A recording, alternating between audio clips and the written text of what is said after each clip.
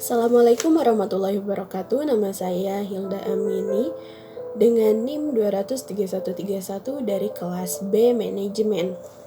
Berikut saya akan sampaikan materi Ekonomi Islam untuk Indonesia sebagai ujian akhir semester pada mata kuliah Ekonomi Syariah dengan dosen pengampu Bapak Muhammad Zulfaqari, JSPD MSEI.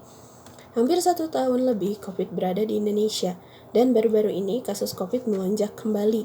Lalu bagaimana dengan keadaan ekonomi di Indonesia sekarang ini? Menurut artikel CNN Indonesia, keadaan ekonomi Indonesia akan semakin memburuk jika kasus COVID terus melonjak, ditambah dengan adanya PPKM, karena ini berpotensi menurunkan ekonomi lebih ketimbang lockdown. Lalu ada pertanyaan, bagaimana solusi dari sistem ekonomi Islam dalam menghadapi pandemi COVID-19 di Indonesia? Seperti yang telah dikatakan oleh Menteri Keuangan Ibu Sri Mulyani pada tahun 2020, ekonomi Islam berperan pulihkan ekonomi selama pandemik. Mengapa bisa? Dalam ekonomi Islam mengandung nilai solidaritas sosial, adil, kolaborasi, dan setara untuk semua. Beliau pun mengatakan instrumen ekonomi Islam seperti zakat, infak, dan wakaf memiliki peran penting karena mampu memperkuat solidaritas dan membantu orang-orang yang membutuhkan, di mana orang-orang yang memiliki harta lebih dapat memberikan sebagian hartanya dan bisa digunakan bagi mereka yang membutuhkan. Menurut artikel kemenke.go.id, ada 6 solusi yang dapat ditawarkan dalam kerangka konsep dan sistem ekonomi dan keuangan sosial Islam, yaitu yang pertama, penyaluran bantuan langsung tunai yang berasal dari zakat, infak, dan sedekah baik dari unit pengumpul zakat maupun dari masyarakat. Bisa diberikan kepada orang-orang yang terkena dampak COVID atau orang-orang yang kurang mampu. Lalu yang kedua, penguatan wakaf uang baik dengan skema wakaf tunai, wakaf produktif, maupun wakaf linked suku perlu ditingkatkan. BWS atau Badan Wakaf Indonesia perlu adanya kerjasama dengan lembaga keuangan untuk mempromosikan skema wakaf ini supaya dana bisa terkumpul dan dapat digunakan untuk pembangunan infrastruktur seperti rumah sakit wakaf atau pembuatan APD wakaf dan lain sebagainya. Ketiga, bantuan modal usaha unggulan saat krisis. Ini dapat membantu para UMKM dalam usaha mereka tentunya. Adanya pinjaman Qadarul Hasan. Qadarul Hasan yaitu pinjaman yang tidak mengambil manfaat atau keuntungan apapun, tetapi tetap ditekankan untuk membayarkannya kembali. Selanjutnya, ada dana yang dikumpulkan oleh badan unit-unit atau organisasi pengumpul zakat yang dapat memperkuat UMKM. Pengembangan teknologi finansial syariah untuk memperlancar likuiditas pelaku pasar daring secara syariah. Sehingga seperti apa yang dikatakan oleh Ibu Sri Mulyani, jika ekonomi Islam sangat berperan penting saat keadaan pandemik ini, khususnya dalam zakat, infak, wakaf, bisa membantu para UMKM maupun masyarakat, sehingga diharapkan dapat mengembalikan demand dan supply ke arah positif dan mengembalikan surplus dan juga dapat memulihkan perekonomian seperti semula. Lalu, apa dampak positif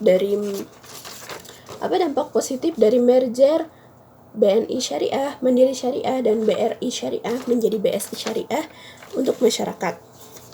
BSI atau Bank Syariah Indonesia disahkan oleh Presiden Joko Widodo pada tanggal 1 Februari 2021 lalu. BSI merupakan merger dari 3 bank syariah di Indonesia, yaitu BNI Syariah, Mandiri Syariah, dan BRI Syariah. Merger bank sendiri menurut Abdul Muin yaitu penggabungan 2 perusahaan atau lebih yang kemudian menjadi hanya 1 perusahaan yang tetap hidup sebagai badan hukum. Dengan bergabungnya 3 perusahaan ini akan memiliki potensi pertumbuhan dan dampak positif karena bank syariah hasil merger akan memiliki nilai aset dan sumber daya yang melimpah. Menurut artikel retizen.republika.co.id, produk BSI terdapat dua, yaitu untuk individu maupun perusahaan. Untuk individu menawarkan produk tabungan, haji, umroh, pembiayaan, investasi, transaksi seperti giro rupiah, serta giro falas, emas, bisnis, dan prioritas. Sedangkan untuk perusahaan, BSI menyediakan produk trade finance and service, pembiayaan, simpanan, serta cash management.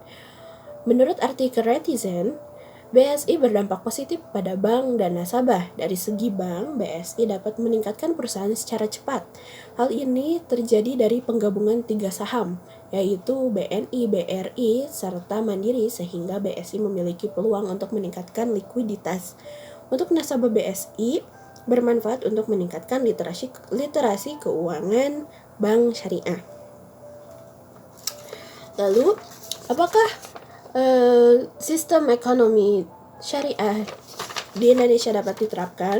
Lalu mengapa? Menurut saya bisa, karena mayoritas masyarakat Indonesia memeluk agama Islam. Sebenarnya tidak mesti orang Islam saja yang menjalankan ekonomi syariah ini. Orang di luar Islam pun bisa menjalankan ekonomi syariah ini. Dengan adanya mayoritas masyarakat yang memiliki agama Islam, membuat peluang yang sangat besar untuk ekonomi Islam lebih luas dan berkembang. Mungkin jika ada yang tidak ingin berurusan dengan riba atau bunga, mereka bisa mengambil ekonomi syariah atau perbankan syariah untuk masalah finansialnya. Seperti yang sudah saya katakan di awal, ekonomi syariah atau ekonomi Islam bisa digunakan oleh orang muslim maupun non-muslim juga, di mana pengguna tidak akan dirugikan oleh sistem tersebut, karena sesuai seperti apa yang sudah saya jelaskan di atas, sudah saya jelaskan sebelumnya, sesuai dengan asas ekonomi Islam, yaitu keadilan dan saling menguntungkan, sehingga konsumen atau pengguna atau nasabah tidak akan dirugikan dalam kegiatan perbankannya. Sekian yang bisa saya sampaikan. Mohon maaf jika masih ada kekurangan, mohon dikoreksi mungkin dengan di komen di video di bawah ini. Saya Hilda Amini, pamit. Wassalamualaikum warahmatullahi wabarakatuh.